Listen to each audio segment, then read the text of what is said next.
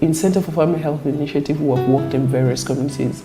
We have offices in 4 states of Nigeria, but we have worked almost across all the geopolitical zones in Nigeria.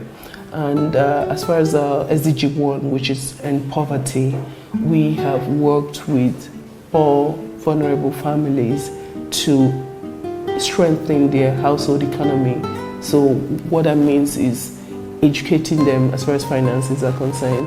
That means providing them grants. Well, over the course of the past 3 years, we've been running a project which began initially as a work from Global Philanthropy Alliance. We use it to support poor women. Every year we do about 25 women and provide them soft loans that they can use to start businesses. As far as health, this is a major part of what we do. So I started by talking about HIV work, but there's so much more we do with that. We have done HIV counseling and testing in communities where people live and work. And that means for us, we've tested over 500,000 people across different communities.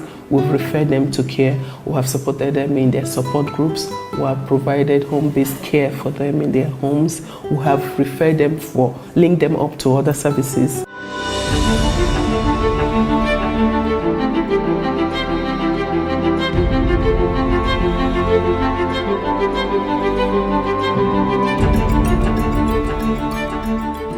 HAPPY, which stands for HIV and AIDS Prevention and Empowerment Project for Young People and Positive Mothers in Obi community. One of the reasons why HAPPY project was cited in this community was as a result of the high prevalence of HIV in this community, especially in Nasarawa State as a whole, and also in this community. There was also the need to increase the socio-economic status of the positive women in this community, and that was one of the core reasons or the core objectives of HAPPY project. Like this, like when me on at the party within for us, he told me something. They tell me wrong facing, wrong talk. It's not good talk, must say they tell me. But I enter this program, see heavy charge. But she teach me lesson, me I understand it. That's why I don't leave it now. Even now the tech you go all medicine must say 200 is only totally. So many things were going wrong. We have some school leavers. We have some adolescent children, particularly those children that the family or the parent die of HIV. And they need support. So many things are needed. But we are fortunate to have the arrival of the Cfhi HI, and in fact they are coming as create a lot of impact to our society, particularly when they engage some of our youth as volunteers. They give them training so it improves their educational knowledge. Apart from that, they embark on some empowerment scheme. They train some of our youth on so many aspects of life.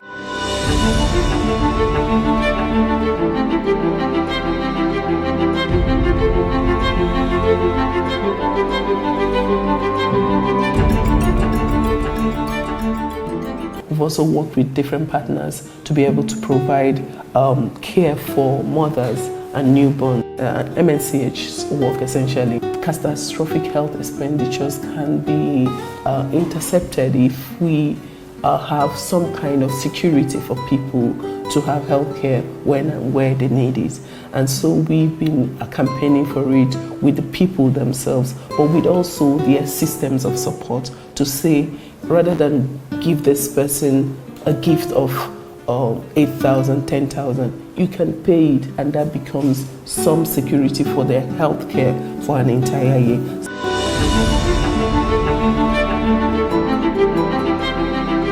As far as education is a major part of the work Cfhi has done, Cfhi has over the years supported the education of over 6,000 children in the FCT. We provide them with educational scholastic materials. By rescuing some of our students that are less privileged, for sponsoring them, taking care of their school charges, uniform, textbooks. I cannot know the exact number, but there are many. The name of my school is Junior Secondary School, Biazi.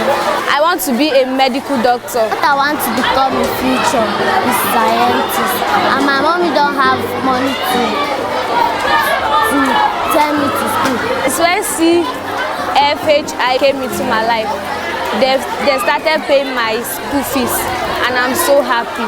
And up to today, they are still sponsoring. Though some have graduated from this school 2-3 years ago, they are now in senior secondary school, and I think they even followed them to that senior secondary school. And I think they even paid for their WAEC and NECO for this 2019. Cfhi, I'm grateful for what they do. We also have a resource center here, and they also have access to computers and internet in that space, and they have textbooks that we've made available to help better themselves. I'm still appealing that they should not relent in their efforts to still come to our aids. We still have some less privileged students that need their assistance, and I'll beg this organization to please try so that they will come and see these children, meet with their parents, so that if there's any way they can help, I'm still appealing so that they can still help them the same way they help other students.